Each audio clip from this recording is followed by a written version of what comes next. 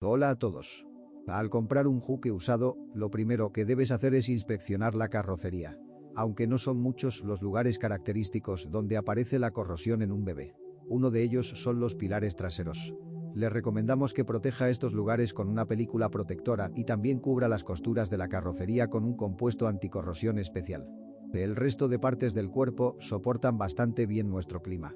Es cierto que la pintura es débil y los herrajes de la carrocería son bastante delgados. Por lo tanto, rápidamente aparecen astillas y rayones en la carrocería que, sin embargo, no tienen prisa por cubrirse de burbujas oxidadas. El parabrisas tampoco es inmune a los daños. Se frota rápidamente con los cepillos y puede agrietarse debido a una astilla inofensiva. Los faros se cubren de grietas y los espejos estallan en caso de heladas severas. Cabe señalar que los parachoques se hunden con el tiempo. La razón son los pasadores de sujeción débiles, que rápidamente se deforman y pierden fuerza. Las piezas interiores tampoco pueden presumir de durabilidad.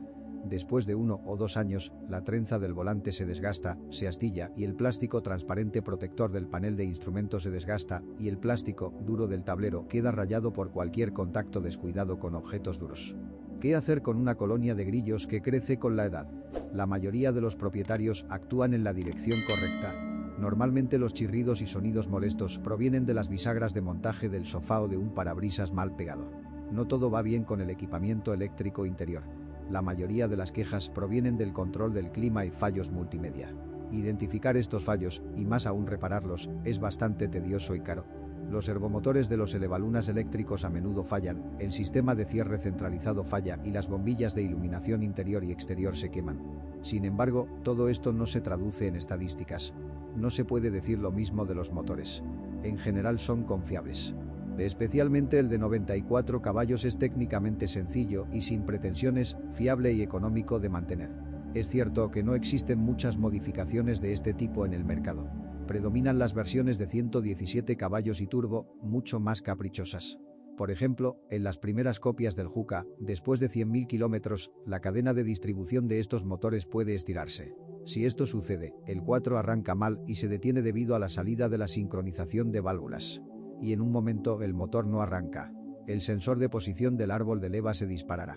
En ese momento, el soporte del motor trasero, el más cargado, suele desgastarse. Los dos restantes duran una vez y media más. Tenga en cuenta que con la edad, los 3-4 comienzan a mocos. El aceite y el refrigerante se filtran a través de los retenes y retenes. El hecho es que en lugar de las juntas tradicionales, se usa sellador y se seca después de 5 a 7 años.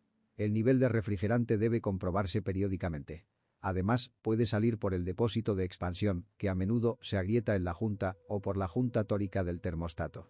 Si el auto comienza a dar sacudidas, revise la bomba de combustible, que comienza a funcionar de manera intermitente debido a un filtro obstruido. En comparación con el motor atmosférico de 1.6 litros con índice HR16D, su versión turbo MR16DDT con inyección directa, debido a su diseño más complejo, es más exigente con la calidad del combustible y el aceite. Además de una cadena de distribución estirada y otras fallas menores típicas de su hermano menor, el motor turbo tenía problemas con el sistema de recirculación de gases del cárter y el colector de admisión. Pero la turbina dura sorprendentemente mucho tiempo. Una media de unos 150.000 kilómetros e incluso más. Además, los japoneses respondieron rápidamente al recurso insuficiente de la cadena de distribución, ofreciendo una versión reforzada. Las cajas de cambios mecánicas de 5 y 6 velocidades son incondicionalmente fiables. Solo después de 150.000 kilómetros se puede aflojar la articulación de la palanca.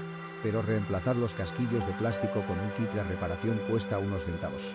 Pero con una CVT hay más problemas y, lo más importante, gastarás mucho más en ellos. En el Juke se instalaron dos tipos.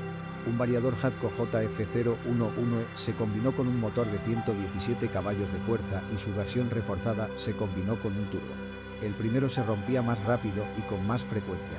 Hubo casos en los que se desmoronó ya a los 20.000 kilómetros. Un cojinete del eje de entrada atascado se desparramó dentro de la caja y convirtió su carrocería en basura. Normalmente, a los 150.000 kilómetros la correa empujadora se desgasta. No hay forma de retrasar el reemplazo. Una correa desgastada inevitablemente dejará marcas en la superficie de las poleas cónicas. Además, junto con la correa, se suelen renovar los cojinetes de los ejes motriz y conducido. También está en riesgo el motor eléctrico paso a paso, que cambia las relaciones de transmisión del variador. La versión reforzada del variador es más duradera y el coste de reparación de ambas cajas de cambios es casi el mismo. Y no olvides cambiarles el aceite cada 60.000 kilómetros. Pero el sistema de tracción total del Juca es fiable y solo requiere cambios regulares de aceite en las cajas de cambios, la caja de transferencia y el embrague electromagnético.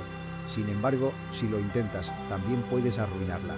El automóvil no está diseñado para incursiones todoterreno y un deslizamiento prolongado en nieve o barro tarde o temprano matará no solo elementos importantes de la transmisión, sino también el variador. El chasis tampoco presenta problemas.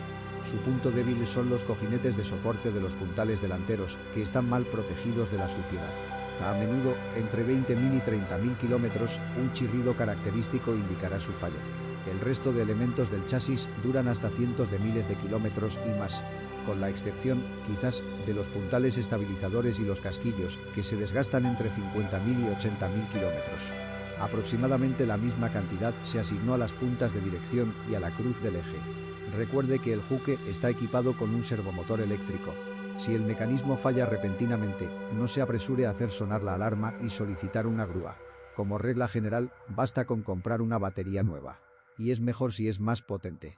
La capacidad de una batería estándar no siempre es suficiente, especialmente en la estación fría.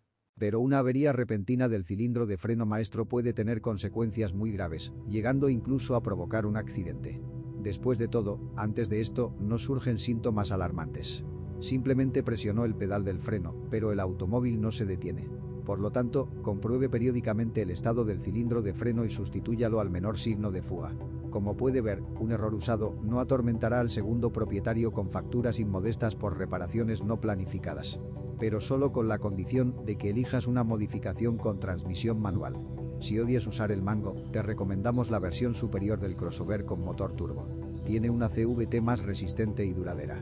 Si tiene o tuvo un modelo de este tipo, comparta información sobre qué y cómo se rompe en los comentarios.